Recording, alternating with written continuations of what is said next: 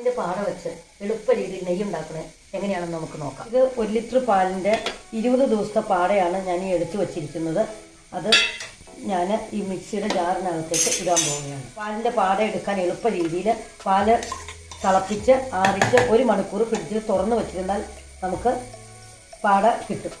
തണുത്ത വെള്ളം കൊണ്ട് വേണം നമുക്കിത് മിക്സിക്കകത്തിട്ട് ഉടയ്ക്കാം. അപ്പോൾ ഇത് കണ്ടോ, എണ്ണ പൊങ്ങി വന്നിരിക്കണമെന്ന്.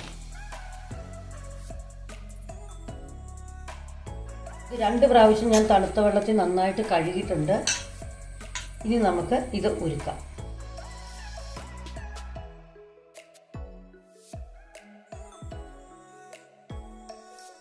ഈ പാകമാകാറായി.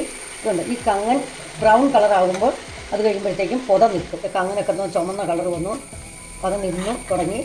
ഇനി നമുക്കിത് വാങ്ങാം. നമുക്ക് ചൂടാറിയിട്ട് ഒരു കുപ്പിയിൽ ഒഴിച്ച് വയ്ക്കാം.